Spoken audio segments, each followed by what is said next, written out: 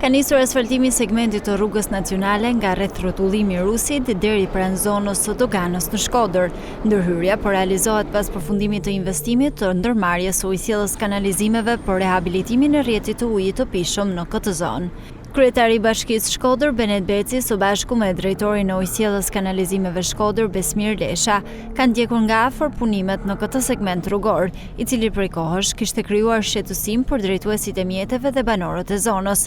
Sipas tyre, me këtë ndërhyrje do të realizohet riparimi plot i segmentit dhe rikthimi i standardeve të qarkullimit. Ka qenë një nga problemet tona kryesore pjesa e asfaltimit të punimeve që janë bërë tubacionet dhe vendosjet e infrastrukturës të ujësjellësit.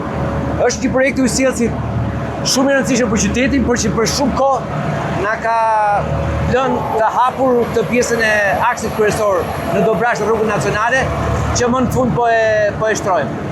Sot ne po shtrojmë një segment 1 kilometër nga rreth rrotullimi i Dobrachit në drejtim të rreth rrotullimit të Serojve.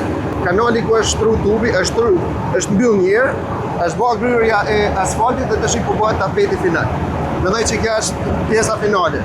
Dhe brenda pak poshtë do të kena shtrirjen në çdo kanal që është hapur në qytet. Ky segment mbarojmë sot. Te mbarojmë sot. Dhe pastaj si kemi plane për më tepër. Do vazhdojmë segmentin tjetër në vazhdim të rrotondës së Peserojve dhe rrugë që janë në projekti jonë në Vretësi të Laçës. Punimet synojnë rikthimin e plotë të infrastrukturës rrugore dhe përmirësimin e qarkullimit për banorët dhe bizneset përgjatë këtij aksi të rëndësishëm. Ndërkohë, investimi në rrjetin e ujësjellësit pritet të përmirësojë ndjeshëm furnizimin me ujë të pishëm për të gjithë zonën.